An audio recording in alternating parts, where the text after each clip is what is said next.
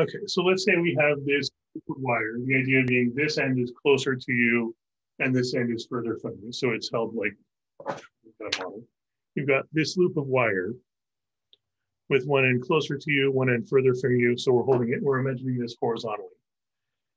And let's say we have current flowing through this. Maybe there's a battery hidden inside somewhere. And let's say there's current flowing like this.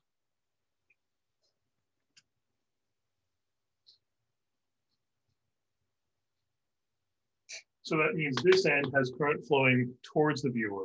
Let me mark that as this. And then this end has current flowing away from the viewer.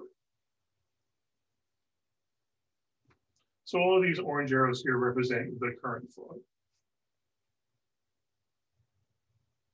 So we just got, and of course, because of the junction rule, conservation of current, we should expect the same current everywhere in this entire, because there's no other branches for it to fork off into. So same for the entire loop. And that current is flow of charge. So what's that going to create? Magnetic field. Yeah, this flowing charge is going to create magnetic field, which means we can use the right-hand rule to figure out the magnetic field's direction everywhere. And the fact that we've got current flowing in lots of different directions in different parts of the loop makes that a little more complicated. But we can look at this one piece at a time. Like, let's say we take a look at just this current, just the right side, which has current flowing into the board. And let's say we want to focus on the magnetic field just to the left and right of it. We can ignore above and below for now. But this one right here, if you look at the current just to the right, what would the magnetic field be? Or how did you figure that out using the right-hand rule?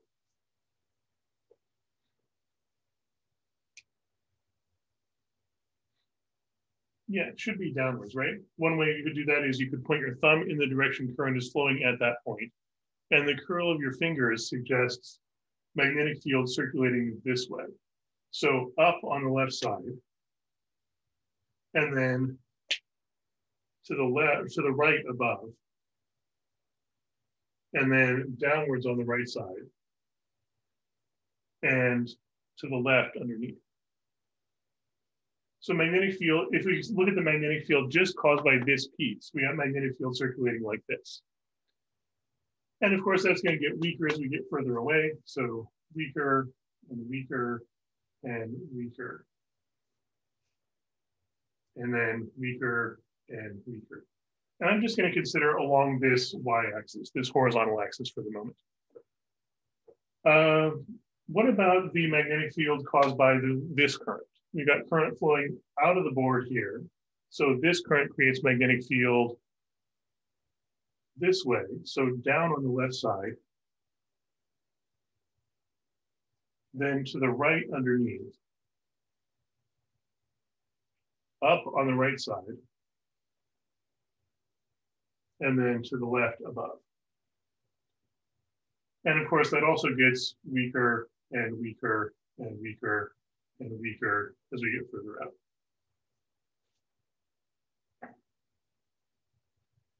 And we could even do this with the magnetic field from this wire. If you take a look at the wire in the front, the wire close to the side of the wire close to the viewer, we've got current flowing this way, so that's magnetic field circulating like this. Behind the wire, that's going to be upwards. And then in front of the wire, that's going to be downwards. But notice that inside the loop, all these magnetic fields are pointing upwards. Even if we look at the current in the backside of the wire. On the backside of the wire, current's flowing to the left.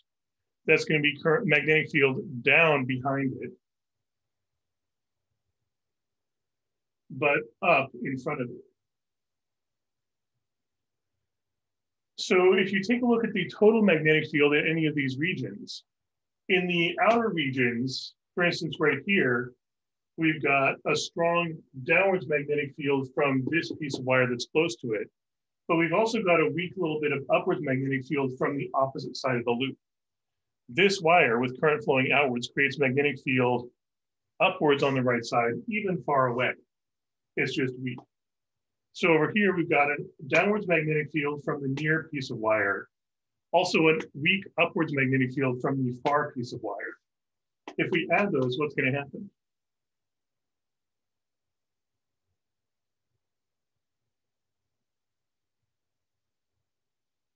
If you're adding a strong downwards component plus a weak upwards component, yeah, it's still going to point down. It's going to be pretty weak. These are going to partially cancel out. So over here, we get a weak downwards magnetic field. And that's going to be true everywhere outside. For instance, here we've got a strong downwards component from the nearby piece of wire, a weak upwards component from the far piece of wire. Those partially cancel out. We're left with everywhere outside the ring, at least in the XY plane, we have a weak downwards magnetic field. But what about on the inside? What happens in the interior of the loop here?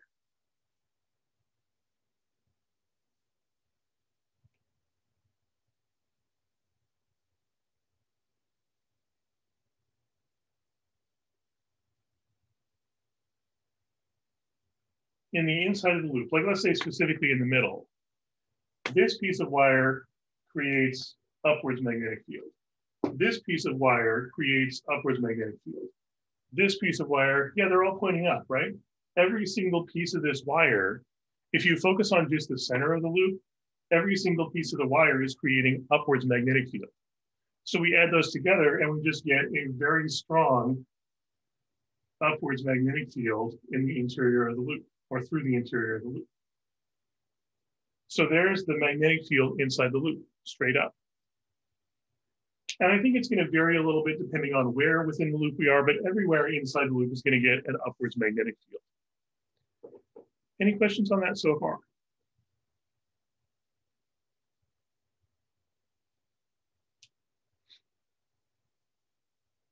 And this is one of the very interesting results of a loop of wire like this. Anytime you've got a loop of wire with current flowing through it, you're going to get a very strong magnetic field in the interior along the axis of symmetry, and very weak magnetic field in the opposite direction in the outer regions.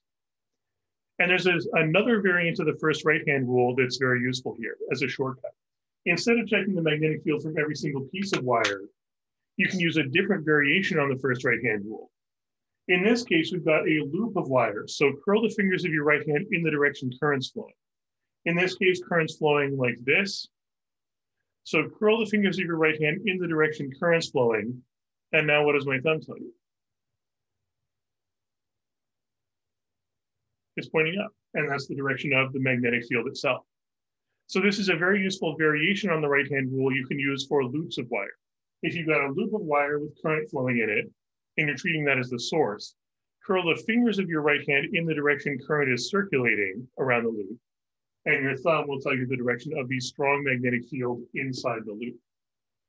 So this curling magnetic field creates an upwards magnetic field in the interior, strong upwards magnetic field inside, and a weak downwards magnetic field outside.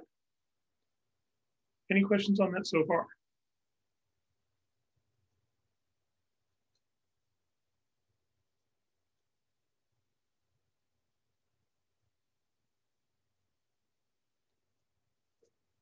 And it's also possible to find the magnetic field everywhere else around here. And I'm not going to go into the details of exactly how. We can check a few of them, like let's say maybe up here. This piece of wire creates magnetic field to the right. This piece of wire is going to create magnetic field up and to the left. So we add those to the right, and then a weak amount up and to the left. We get overall up and to the right as the magnetic field there. So at this location, the magnetic field is up and to the right.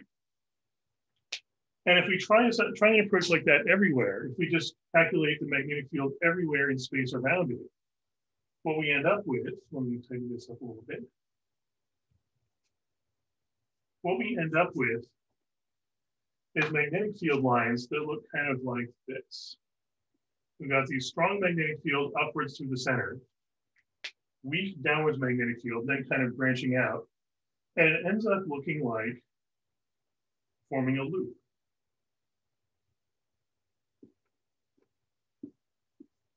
And then forming other loops.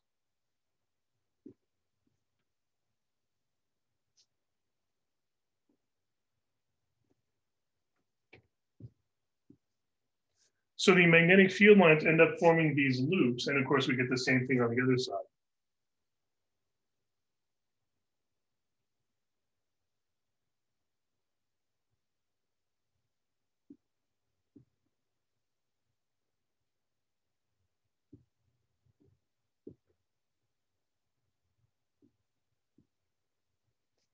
And not just in 2 dimensions, but really in 3 dimensions. So we'd also have loops going like this, and we get just sort of this fountain shape of magnetic field coming out of the center, exploding out, curving back around, and going back in from underneath. So this is the characteristic shape of magnetic field lines we get from this loop of wire. And where else have you seen fields that are shaped like this? Yeah, this is the characteristic magnetic field shape we expect from a magnetic dipole. In fact, this loop of wire with current is effectively a magnetic dipole. And that's very convenient because if you've got a loop of wire, you can choose how much current to send through it. If you change the resistance or change the battery, you get to choose how much current is flowing. And therefore you get to choose how strong the magnetic field is. So this effectively becomes an adjustable dipole. In fact, it's a dipole you can even turn on and off if you have a switch in the circuit somewhere. And this is the basic principle of an electromagnet. In the sense that it's a magnet, this acts like a bar magnet, a permanent magnet, in the sense that it creates the same sort of magnetic field, but you can turn it on and off by turning the circuit on and off. And you can also adjust how strong it is by changing how fast the current is flowing. Any questions on that so far?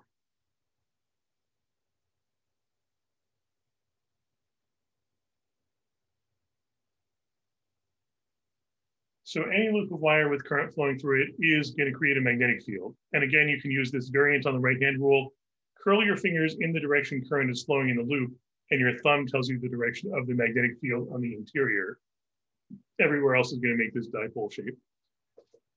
What if you wanted this to be more efficient, though? Because just this loop, as it is right now, is very inefficient. You're going to need a lot of electrical power to get a pretty weak magnetic field.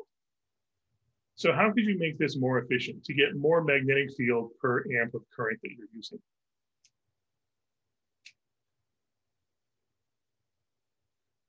Is there a way we could combine several things to get a stronger magnetic field? Yeah, if we have lots of loops. If you have several loops that are all oriented the same way and all experiencing current, then you're going to get a strong magnetic field because they'll all create magnetic field pointing in the same direction, and those will add together. And a very useful way to do this is to make a coil of wire, to have just one wire, but bent into a helical shape.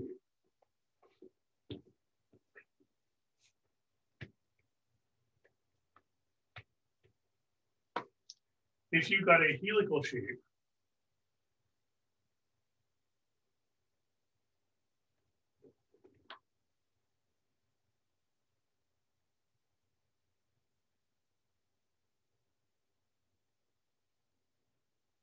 and let's say you've got a battery here. And we're going to have to decide which side is in front. Let me adjust that.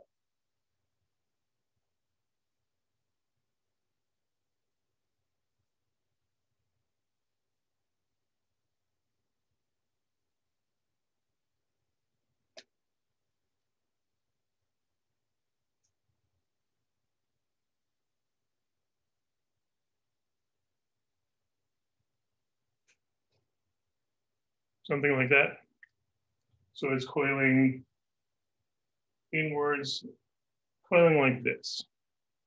And we've got current flowing, presumably from the positive terminal of the battery towards the negative terminal.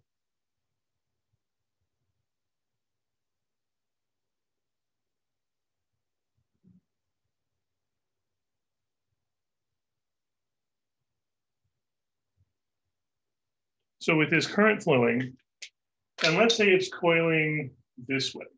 So we've got current flowing in this shape. Each one of these partial loops creates magnetic field, and we can work this out the same way. Curl your fingers of your right hand in the direction current's flowing in one of those loops, one of those partial coils. And that's going to be an upwards magnetic field. So each one of these twists creates a little bit of upwards magnetic field. And since they're all in the same direction, these all combine together and we get a very strong upwards magnetic field in the interior of that coil.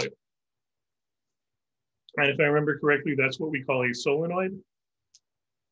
So that's going to create a very strong magnetic field. And the more loops you use, the more magnetic field you get per unit of current. So this is a very useful way of creating a very strong magnetic field. Any questions on that so far? Magnetic field in the sense that if we assume the current is flowing this way. So as the coil goes up, let's say it's coiling like this. If you curl your fingers of your right hand in the direction current is circulating in each of those coils, your thumb is now pointing upwards. On the other hand, if we reverse this, if we had the current going this way instead, curl your fingers this way and your thumb would be pointing downwards. So it depends on which direction it's circulating within the loop. Any other questions on that so far?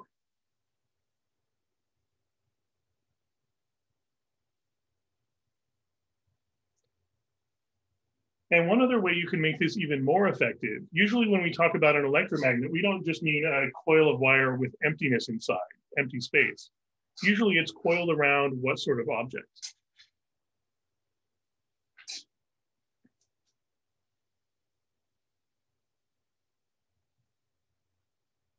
Yeah, typically a ferromagnet, some sort of lump of ferrous metal, such as iron. If you take the same coil of wire, but instead of just coiling it around empty space, let's say you coil it around a lump of iron or a bar of iron. Let's say you've got an iron rod.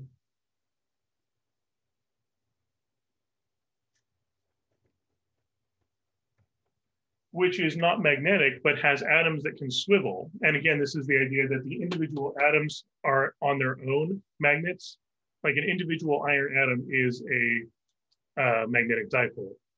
But if they're just randomly jumbled around, if they're not all aligned the same way, if they're just aligned in random ways, they all cancel out. And the lump of iron overall is not magnetic. But if we have wire wrapped around this, let's say we have wire that's wrapped like from a battery. We've got wire like this.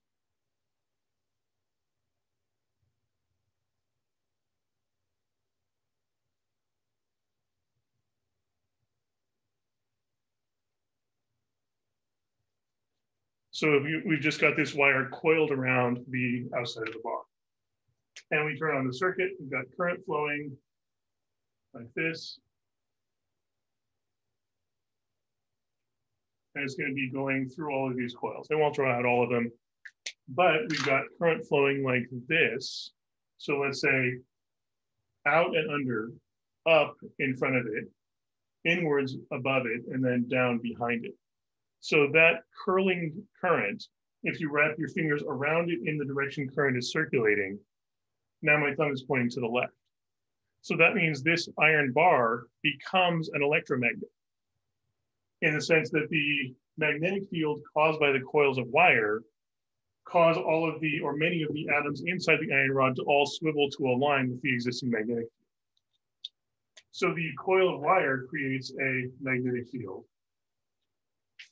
But that magnetic field causes the atoms in the iron rod to align in that direction also. So they all amplify each other's magnetic field. And we end up with a very strong magnetic field caused by the coil of wire and the atoms in the iron acting together. So the iron rod itself is going to become temporarily a magnet, a very strong magnet. In fact, stronger the more current is flowing, and also the more coils there are. And this doesn't last though. As soon as you turn off the current, those aligned atoms jump back to jumbled in random directions, and it's no longer magnetized. So this is very convenient because it means that this iron rod is a magnet that you can turn on and off and adjust. The disadvantage, of course, is that this only is a magnet while you're running electrical current through it. So it's very costly in terms of power. You've got to be constantly providing energy to make the electrical current keep going. But it's very useful in a lot of situations to have an adjustable, switchable magnet. Any questions on that? The whole idea of the coil of wire, the electromagnet creating a magnetic field.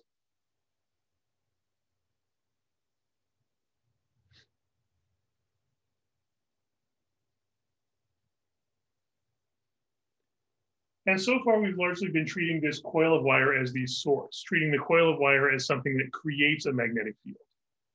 But we can also treat the coil of wire as a test object, figure out what the magnetic field from something else does to this coil of wire. So let's try that out. If we have a coil of wire in the presence of something else's magnetic field. Let's say we have magnetic field pointing, let's say straight up, or actually let's say straight out of the board. Let's say the magnetic field is outwards everywhere.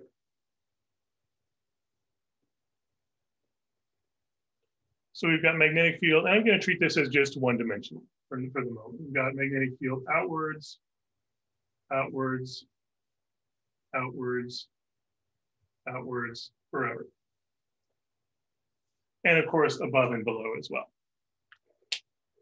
And let's say we have a loop of wire.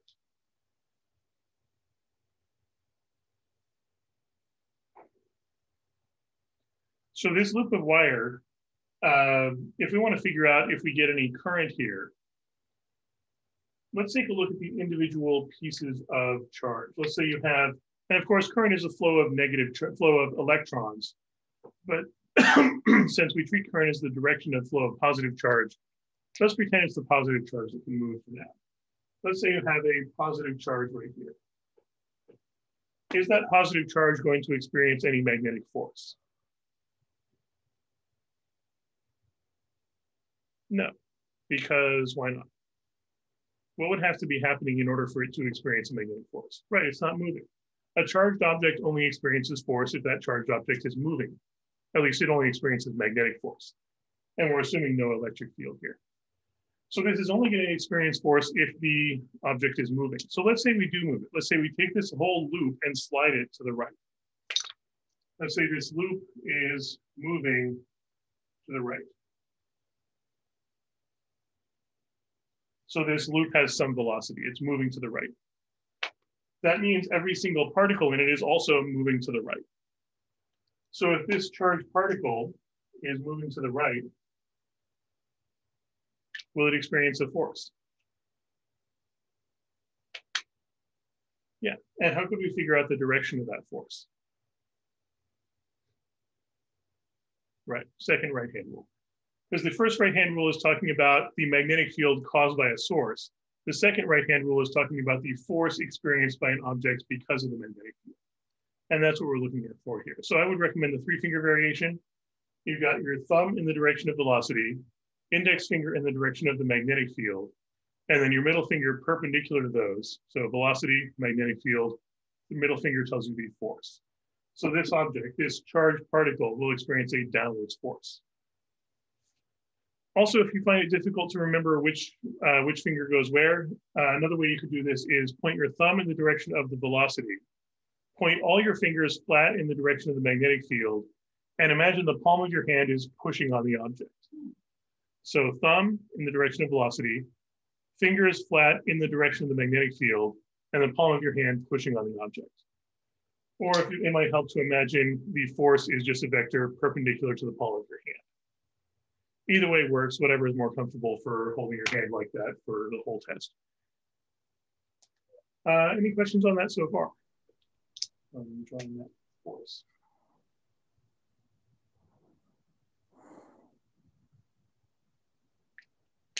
So that alone suggests that this is going to make the charges flow in this direction, causing clockwise current. But let's take a look at a charge on the other side as well. If we have a charge over here, that charge being part of the loop is also in motion. And that charge is going to experience a force in which direction?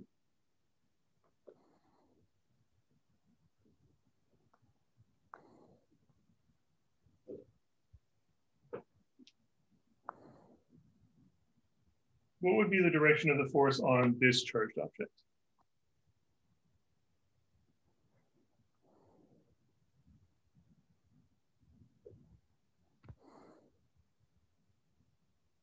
Also down, right? It's moving to the right, so point your thumb to the right. It's in the presence of a magnetic field straight out, so the force is going to be down. So this experiences a downwards force. If the magnetic field is pushing these charged particles downwards, that's trying to make current circulate in which direction?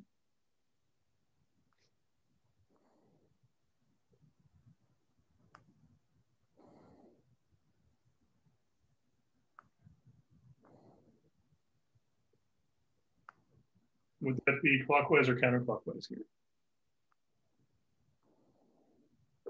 Yeah, this force is trying to push current in the counterclockwise direction, whereas this force is trying to push current in the clockwise direction. So we've got two opposing effects here. The force, the magnetic force on the particles on this side are attempting to create clockwise current, whereas the forces on the particles on this side are trying to create counterclockwise current, attempting counterclockwise current.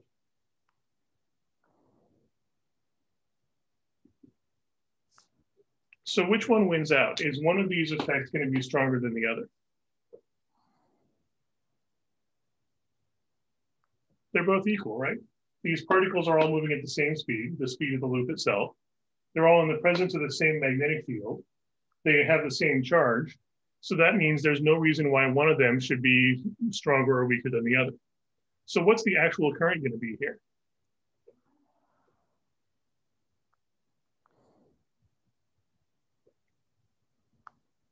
If you've got equal amounts of push in both directions, what's going to happen?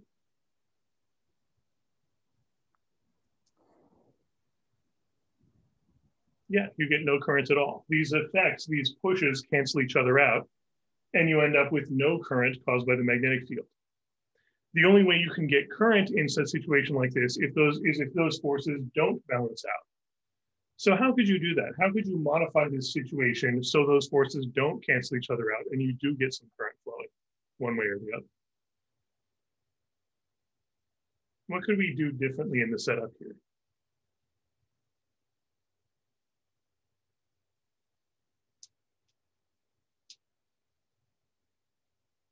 Yeah, let's say we have a change in the magnetic field. Let's say some of the magnetic fields are stronger, some of them are weaker. So let's say, for instance, the magnetic field is outwards everywhere, but let's say it gets weaker further to the right. Stronger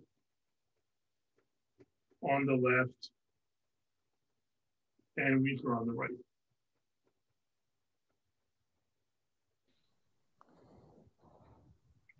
So let me redraw those magnetic field vectors.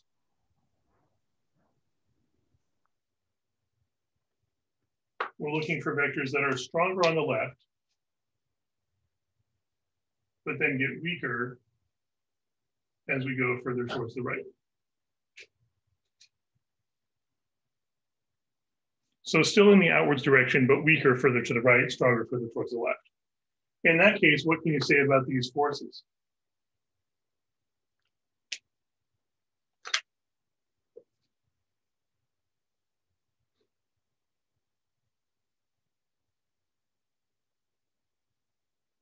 Yeah, the force on the left is going to be stronger. We're going to have a strong force on the left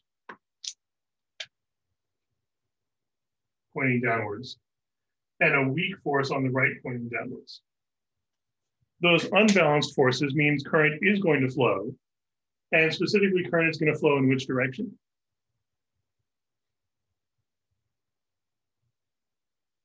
Yeah, we're going to get current flowing counterclockwise because that's the stronger effect. So current does flow in the loop. And this is very unusual because this is a wire without what usually causes current in a loop. Back in 7B, if you wanted current to flow in a loop, what did you have to include in it?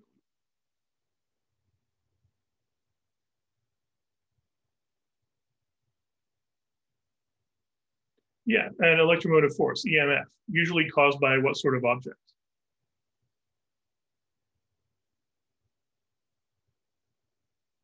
Yeah, typically a battery. A generator would also work, but you got to have some source of voltage, something providing a voltage boost, because that way the resistor gets a voltage drop.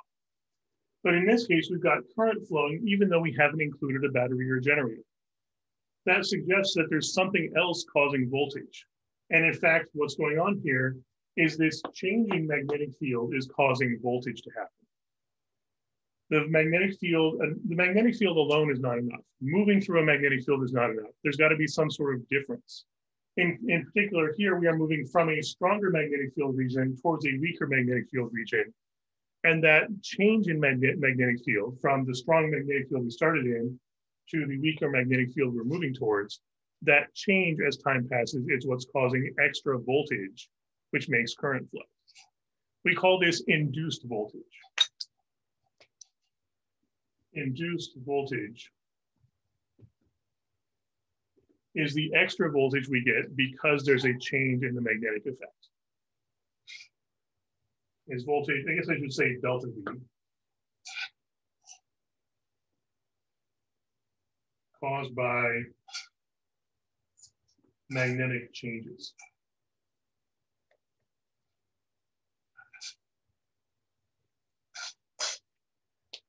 And we'll look into what we mean by magnetic changes in a moment. But for now, let's take a brief moment to look at the direction.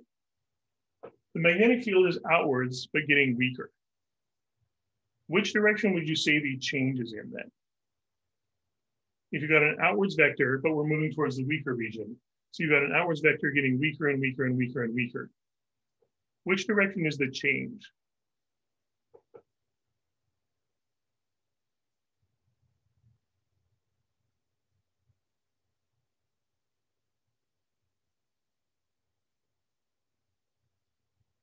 If you've got a vector pointing in one direction and it gets weaker, which direction would you say the change was in?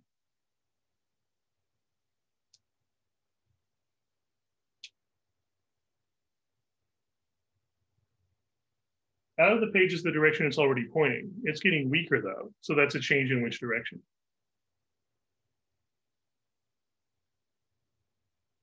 Yeah, the change is inwards. If you've got a strong outwards vector that's getting weaker, the change is in the inwards direction.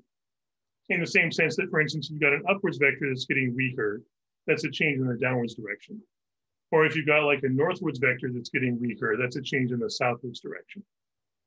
So in general, if you've got a vector that's getting weaker, then the change is in the direction opposite to the original vector. The change in this case is inwards. Because we had an outward effect that's getting weaker and weaker and weaker. So the change is inwards. However, if you take a look at the current we actually get in respect to the right-hand rule, this direction of current based on the right-hand rule seems like what sort of direction?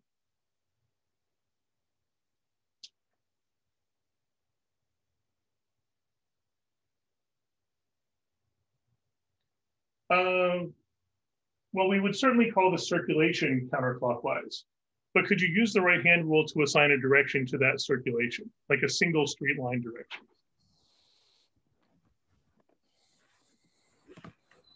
Try curling your fingers of your right hand in the direction of that current. Which direction is your thumb pointing?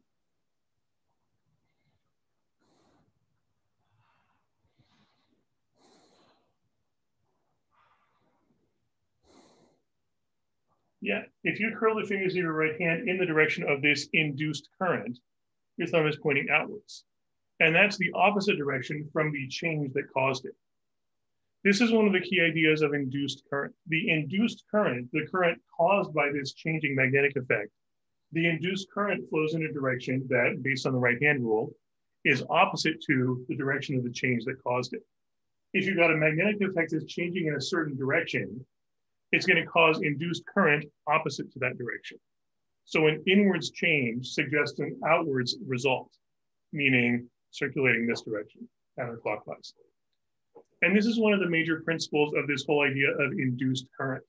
The induced current, the current caused by this changing magnetic effect, is going to be in a direction opposite to the change that created it in the first place. So if the change is in the inwards direction, because in this case, we've got an outwards direction, outward magnetic field getting weaker, that's an inwards change Reverse that, and you get circulation counterclockwise. So that's the direction of the final induced current. One other thing you can check here is that that induced current itself creates its own final magnetic field. This is current flowing in a loop. It creates magnetic field in the outwards direction. And that outwards final induced magnetic field is in the opposite direction to the change that created it. That's really the big takeaway here, that the final induced effect is going to be in a direction opposite to the change that created it in the first place, using the right-hand rule. And that's generally called, I think that's Lenz's law, that the final induced effect is in a direction opposite to the change that caused it. And in terms of the equations, that's basically just going to show up as a negative in the equation we get for how strong the current is. Any questions on that idea so far? You've got to have some sort of magnetic change to cause this current to flow, and that the direction of the current is going to be opposite to the direction of the change that caused it in the first place, based on the right-hand rule. Any other questions on that so far?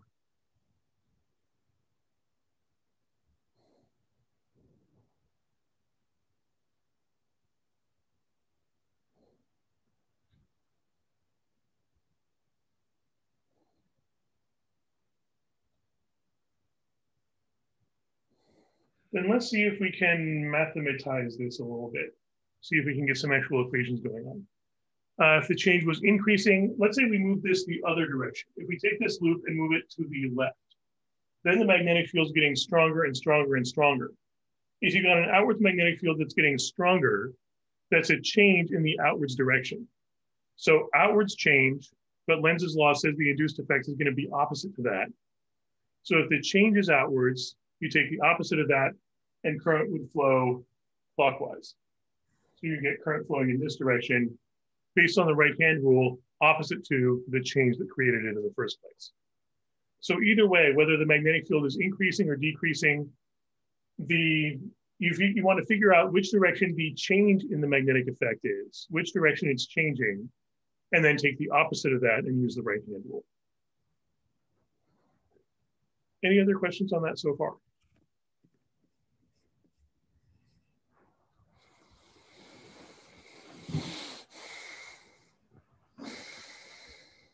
So what we're going to need to do here, if we want to turn this into an equation, we know that the only reason we had a difference in forces in the first place was several reasons. First of all, there's some sort of change involved. As we move, we're transitioning from a weaker to a stronger or stronger to weaker magnetic field. Also, there was some sort of separation between these sides. If these sides were very close together, we get hardly any difference at all. So the more separated they are, the more difference we're going to see.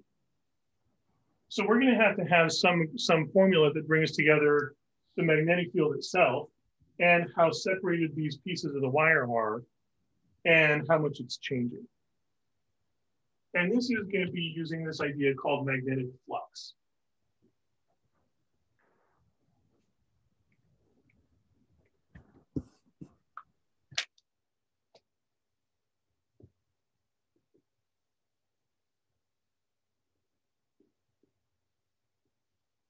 Flux in general is basically just a description of to what extent is vectors or lines or whatever flowing through some region. So if you have, like, let's say you've got a surface.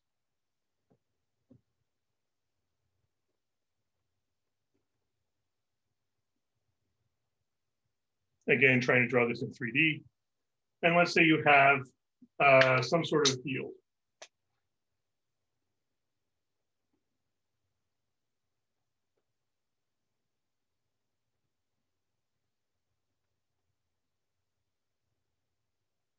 Some sort of vector field. In this case, these field lines are passing through this surface quite a bit. Like they're approaching the surface, they pierce through the surface and continue to the other side. This would be loss of flux. On the other hand, if the field were weaker, we would have less flux because the number of field lines would be fewer. If like a weaker field, you'd have the field lines more spread apart, so fewer of them would be passing through this surface. Also, let's say we have the surface held more flat. is you've got a surface that's just held flat, like just a horizontal plane. And you've got field lines that are, let's say, horizontal.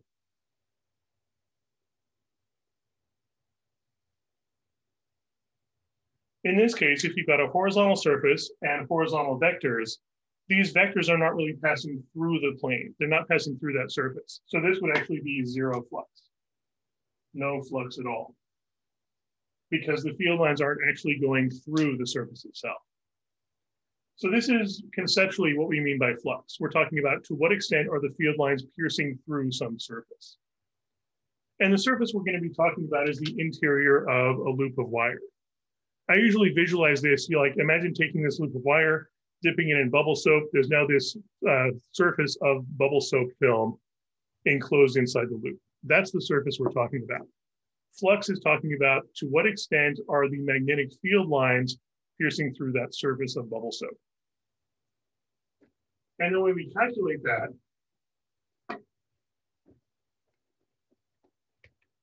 let's say you have a loop of wire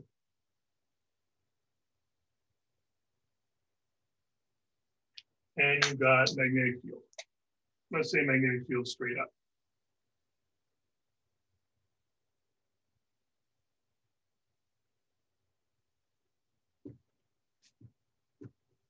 What properties of this situation would determine how much the field lines are passing through the interior of the loop?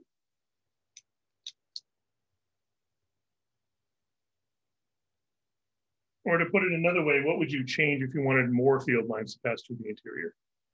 Angle's going to matter, right? If we had, like, let's say we had the same loop of wire, but we had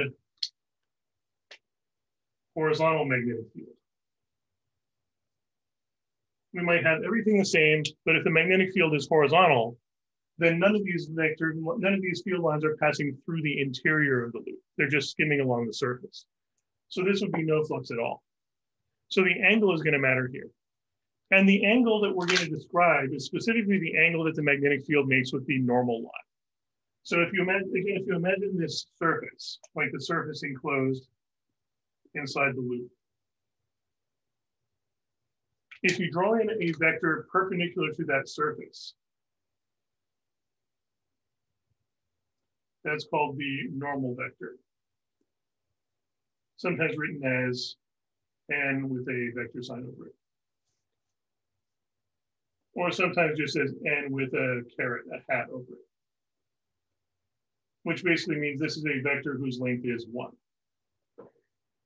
So in this case, with lots of flux, what's the angle between the normal vector and the magnetic field? Yeah, the angle is 0. If two vectors are pointing in the exact same direction, then the angle between them is 0. So if theta equals 0, that means we have a large flux. In this case, though, if we draw in the same normal vector, now what's the angle between the normal vector and the magnetic field? Right. In this case, if the magnetic field lines are just skimming along the surface, that means they're perpendicular to the normal vector.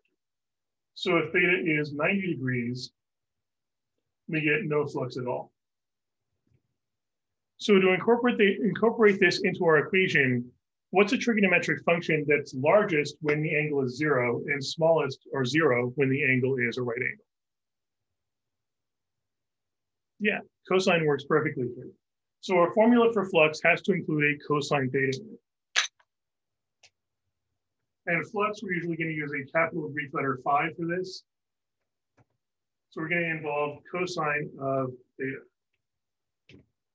That guarantees that if the magnetic field lines are perpendicular to the surface, then they'll be parallel to the normal line, normal vector. So the angle will be 0, cosine of 0 is 1, so we get a large flux. Whereas if the field lines are just skimming along the surface, then they're perpendicular to the normal line. Cosine of a right angle is 0, so we get no flux at all. So cosine correctly predicts the effects that we want here. What other aspects of the system other than the angle are going to make a difference here? Yeah, the area. If we made this loop larger, like let's say we just take the same situation, but draw a larger loop, that larger loop encompasses more magnetic field lines. So the area makes a difference here. Larger area means more flux. And of course, the magnetic field itself also plays a role. If we have a stronger magnetic field, how would that be drawn on the diagram? How do we visually represent stronger magnetic field? Yeah, more arrows. A stronger magnetic field means we draw the arrows packed closer together, which of course visually makes it so that more arrows are passing through that region. So we're going to have area times magnetic field times cosine theta. And area typically is going to be measured in meters squared. In fact, if we take a look at the units here, area is measured in square meters. And have you seen a unit of measurement for magnetic field yet? Yeah, magnetic field is measured in Teslas, capital T. And theta, cosine theta is unitless because it's just a trigonometric ratio. So that means flux is measured in Tesla meters squared, which on its own doesn't seem like it means very much. But if you actually fill in the units for Tesla, because Tesla is just an abbreviation for some other units, and simplify, this also becomes volts times seconds, which means volts times seconds. Again, that doesn't really seem like it means very much. But what happens if you divide that by time?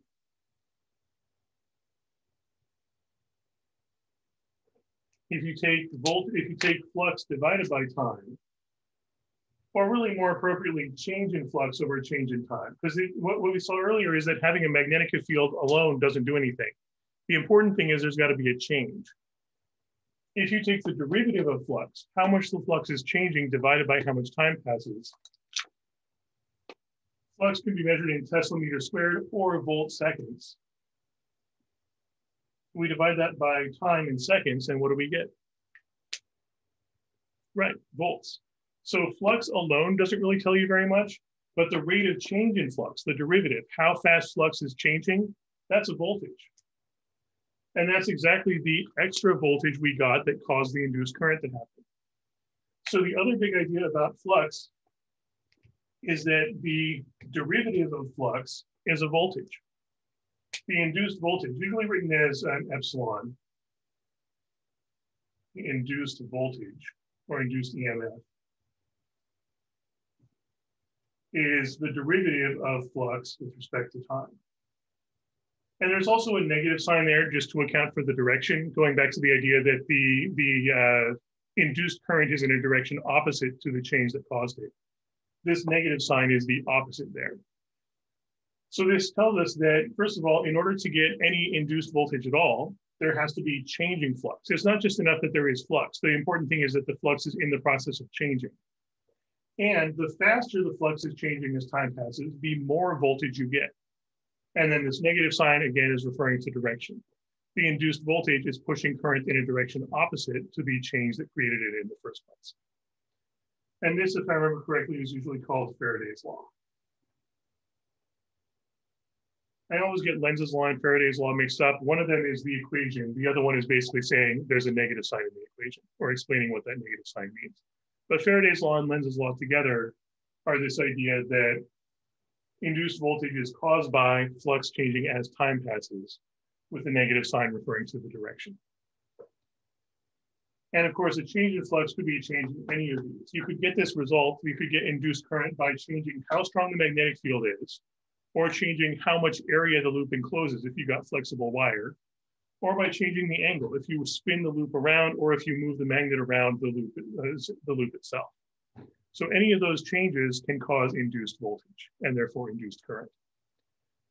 Any questions on that?